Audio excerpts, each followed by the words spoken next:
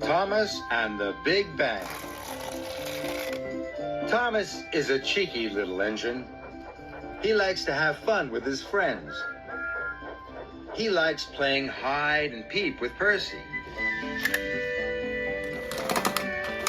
And he enjoys joking with James.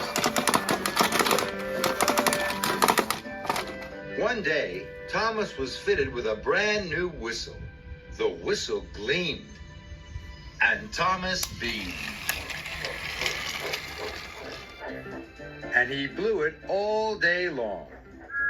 He blew it softly, and he blew it loudly. He blew it in stations, and he blew it in Misty Valley. Thomas thought it was the most wonderful whistle he had ever had. Thomas puffed into the wharf with a train of freight cars. Mr. Percival was there. "Thomas," he said, "the narrow gauge engines are bringing bricks, flour, and lumber. They must be loaded into your freight cars by supper time." Mr. Percival left. Thomas felt very happy. So he blew his new whistle loudly. Rheneas was surprised. He jumped and biffed into his flatbeds. Skarloey and Sir Handel laughed. Even Rheneas thought it was funny. "That was fun," tooted Thomas. Now he wanted to play more jokes and have more fun. So Thomas chuffed off to look for another engine to peep.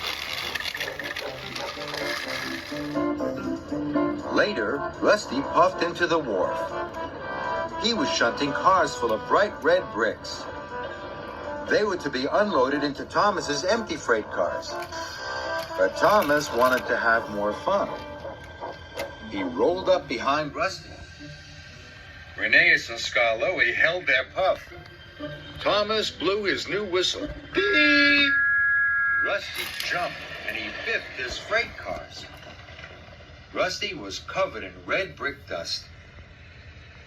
Skarloey and Rheneas both laughed. Thomas thought it was great fun. Rusty thought it was fun too. Now he wanted to join in. "Can't catch me," hooted Rusty. And he steamed around the wharf. Thomas puffed after him. Everyone was laughing and having fun. But no one collected the bricks. Then Thomas had another idea. "Sir Handel will be arriving with the cars of flour soon," he tooted. "Why don't we all peep him at once?" The little engines were excited. And they all found hiding places. As Sir Handel puffed into the wharf, there was nobody to be seen. "Now!" cried Thomas. He blew his new whistle as loudly as he could. The little engines blew their whistles too. Sir Handel biffed his freight cars in surprise. Flour flew up into the air like a great white cloud. "You look like a ghost," laughed Rusty. "Whoa," laughed Sir Handel. "Look at me, I'm a ghost." And he steamed away. Soon all the engines were chasing each other. And no one was doing any work. Thomas had another idea.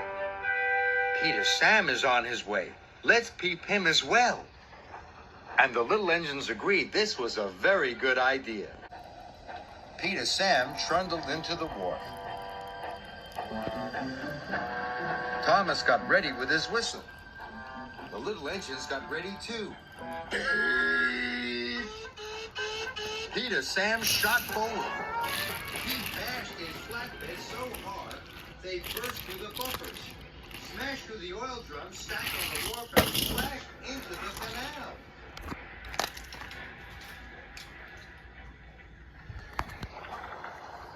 "Oh my," cried the little engines. "Cinders and ashes," cried Thomas. Mr. Percival arrived at the wharf. "What has been going on here?" he said sternly. "There are bricks all over the rails, flour all over the warehouse, and now lumber is in the canal." I'm sorry, sir, wheezed Thomas sadly. It's all my fault. I just wanted to play jokes and have fun. Mr. Percival was very cross. You must clear up this mess at once, he cried. And your freight cars must be loaded by supper time. As soon as the workmen had reloaded the bricks, Thomas started to work. But the little engines still wanted to play. They wanted to whoosh the dust and flour at each other. No more jokes, whistled Thomas. We have work to do. And he shunted the freight cars into a siding.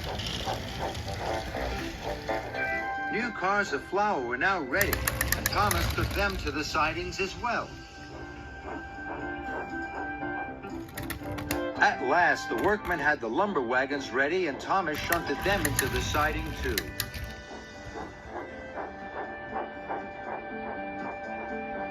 Finally, Thomas had one long train of bricks, flour, and lumber. And it wasn't even supper time. Mr. Percival came back. He saw Thomas, but Thomas was hiding his freight cars. "Where are your freight cars?" said Mr. Percival crossly. Thomas smiled. He was playing a trick. He puffed forward slowly. "Here they are, sir," he whistled happily. "Loaded up and ready to go." The little engines laughed. And Mr. Percival laughed too. "Thomas," he said, "that was a good joke. You are a really funny engine." And Thomas puffed happily away.